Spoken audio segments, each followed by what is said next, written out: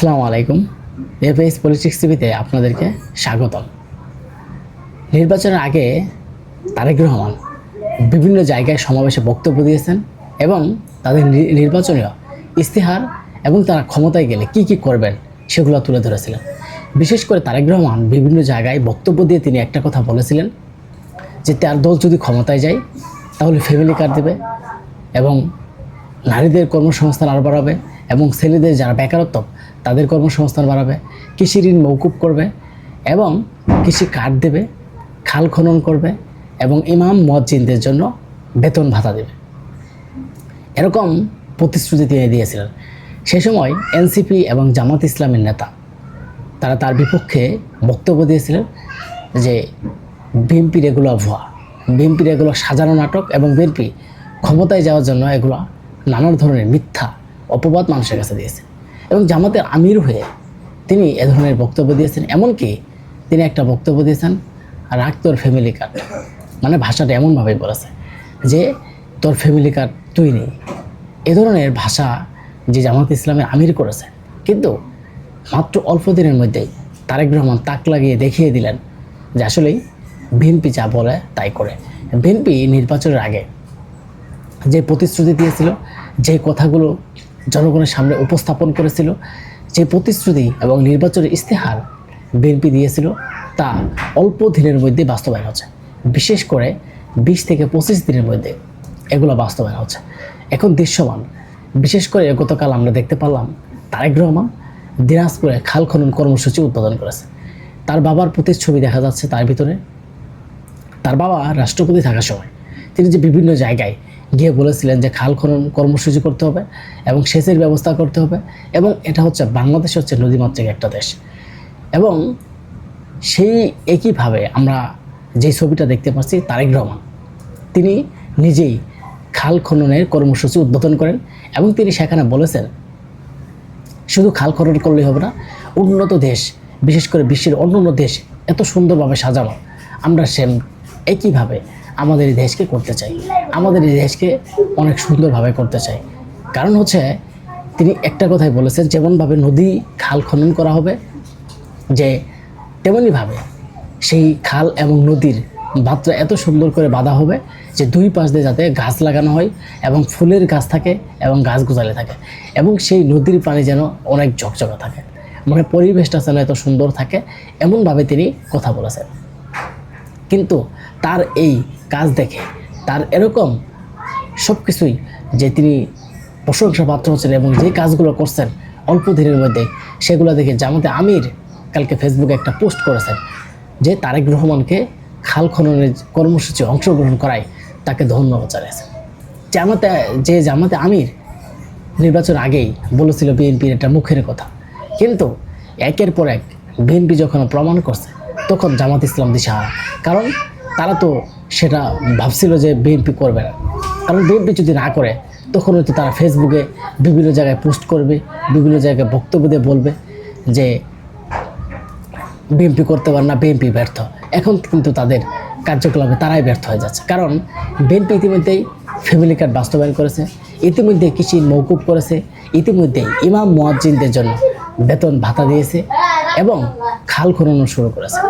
এবং তারেক রহমানের যে প্রতিশ্রুতি, তারেক রহমান যেই নির্বাচনের আগে প্রতিশ্রুতিগুলো দিয়েছিল, প্রতিটা প্রতিশ্রুতি তিনি বাস্তবায়ন করেছেন। এবং এই অল্প দিনের মধ্যে এই বাংলাদেশে এই প্রথম একটা সরকার ক্ষমতায় আসার পর অল্প দিনের মধ্যে জনগণের জন্য যে উপস্থাপনগুলো করেছিলেন সেগুলো বাস্তবায়ন করেছে। অনেকে বলেছেন ভাই ফ্যামিলি কার্ড আমি পাইলাম না, ফ্যামিলি কার্ড কাকে দিয়েছে। কিন্তু ফ্যামিলি কার্ড তারা অনেকেই এরকম ধরনের মন্তব্য করতে পারে, অনেকেই বলতে পারে আমাদের এখানে খাল খনন হয় নাই, কিন্তু দেখেন একবারে সব হবে না। কিন্তু এই কর্মসূচিতেও হাতে নিয়েছে, ধীরে ধীরে আস্তে আস্তে সারা বাংলাদেশ ছড়িয়ে পড়বে। কিন্তু এই অল্প দিনের মধ্যে একটা সরকার মাত্র 1 মাসও বয়স হয় নাই, তার মধ্যে এতগুলো প্রতিশ্রুতি যখন বাস্তবায়ন করেছেন, দৃশ্যমান করে দেখালেন, তখন মানুষের অনেকেই যারা বিরোধী দল তাদের মনের ভিতরে জ্বলে। বিশেষ করে জামাত আমির এখন বাধ্য হলো তারেক রহমানকে ধন্যবাদ জানাতে, স্বাগত জানাতে, কারণ তারেক রহমান যে কাজগুলো করছেন মহৎ কাজ, প্রশংসার কাজ। সারা বাংলাদেশের মানুষ যখন বলতে শুরু করেছে তারেক রহমান জনগণের সরকার, তারেক রহমান জনমানুষের জন্য কাজ করছেন, তারেক রহমানের প্রতি জনমানুষের আস্থা আছে এবং তারেক রহমানের প্রতি মানুষের ভালোবাসা আছে। তখন বাধ্য হয়ে জামাতে আমির এখন দেখতে পারলো যে তারেক রহমান আসলে তো যে কাজগুলো করছেন প্রশংসনীয়, মানুষের কাছে প্রশংসা পাচ্ছে। এখন যদি আমি বিরোধী দল নেতা হিসেবে তাকে স্বাগত না জানাই, হয়তো মানুষ ভাববে যে নানা ধরনের বক্তব্য দিয়ে জামাতে আমিরকে নিয়ে, কারণ বক্তব্য দিতেই পারে। এগুলো যখন বাস্তবায়ন করছে তখনও জামাতে আমির যদি কোনো বক্তব্য না দেয়, তখন ভাববে যে তারা এদের বিরুদ্ধে। কারণ এই দেশের উন্নয়নের জন্য, এই দেশকে সুন্দর করে সাজানোর জন্য তিনি যে প্রতিশ্রুতি, তিনি যে কাজ করে যাচ্ছেন দিবারাত্রি, এটা আসলে অতুলনীয়। জামাতের আমির এখন পুরা দিশাহারা। তিনি যে উল্টোপাল্টা বক্তব্য দিয়েছিলেন নির্বাচনের আগে আবেগের বশে, সেই বক্তব্যগুলো এখন তিনি মনে করছে যে তার প্রত্যাহার করে নেওয়া দরকার। কারণ তিনি যে বক্তব্যগুলো দিয়েছিলেন তার প্রতিটাই তো বিপরীত, তার বিপরীত। কিন্তু তারেক রহমান যে বক্তব্য দিয়েছিল, তারেক রহমান যে কথাগুলো বলেছিল, প্রতিটাই যৌক্তিক এবং তার ন্যায্য, এবং কি তিনি বাস্তবায়ন করে দৃশ্যপট দেখাচ্ছেন। আপনি আরেকটা কথা খেয়াল করবেন, তিনি তারেক রহমান বলেছেন গতকাল যে সারা বিশ্বের মধ্যে যে দেশগুলো সুন্দর, বিদেশি দেশগুলো এত সুন্দর, সেই দেশগুলো আমরা করতে পারবো না? হ্যাঁ, অবশ্যই করতে পারবো। কারণ সেই দেশগুলো কিন্তু জিন পরিরে করে দিয়ে জানে, সেই দেশগুলো কিন্তু মানুষেরাই করছে। এই দেশ করতে পারবে দুর্নীতিমুক্ত, চাঁদাবাজি মুক্ত, টেন্ডারবাজি মুক্ত, এবং এই দেশকে সুশৃঙ্খলভাবে তারেক রহমানের নেতৃত্বে এমন একটা দেশ পরিণত হবে ইনশাল্লাহ। এটা সকলের আশা এবং প্রত্যাশা। আমরা আরেকটা বিষয় দেখতে পারি, তারেক রহমান একে একে যে প্রতিশ্রুতিগুলো বাস্তবায়ন করছেন, এর জন্য প্রতিটা মানুষ, সারা বাংলাদেশের মানুষ তাকে প্রশংসা করছে। যে জিয়াউর রহমানের প্রতিচ্ছবি তারেক রহমান দেখা যাচ্ছে। জিয়াউর রহমান যে বহু গণতন্ত্র উপস্থাপন করে গেছিলেন, বহু গণতন্ত্রের প্রবক্তা ছিলেন এবং গণতন্ত্রের প্রতিষ্ঠা করে গেছিলেন জিয়াউর রহমান হাতের খাল খনন কর্মসূচি এবং সেচের ব্যবস্থা, বিভিন্ন সমস্যা দূরীকরণ, এটা ছিল জিয়াউর রহমানের আদর্শে। কিন্তু ঠিক একইভাবে যেই তারেক রহমানের আদর্শ আমরা তাই দেখতে পাচ্ছি। তারেক রহমানের দেশের মানুষের জন্য কাজ করেছে। তারেক রহমান এই দেশের মানুষের যেই ভালোবাসা পাচ্ছেন, এই দেশের মানুষের জন্য কাজ করতে চাচ্ছেন, এটা কিন্তু আমরা অলরেডি দেখতে পাচ্ছি। কারণ অতীতে জনগণের সরকার গত 17টি বছর ছিল, সে কারণে জনগণের জন্য তেমন কাজ করা হয় না। জনগণের জন্য শেখ হাসিনার সময় যে রাস্তা, ব্রিজ, কালভারগুলো করা হয়েছে, সেটা একটা দুর্নীতির মহা উৎসব ছিল, এমনটাই আমরা বিভিন্ন পত্রিকাতে বা নিউজে দেখতে পাচ্ছি। কিন্তু বর্তমান সরকার যদি তাদের নেতাকর্মীরাও সেই দুর্নীতিগ্রস্ত মধ্যে থাকে, তাহলে এই সরকারও কিন্তু ভালো কাজ করলেও মানুষের কাছে গ্রহণযোগ্যতা পরে হারিয়ে ফেলবে।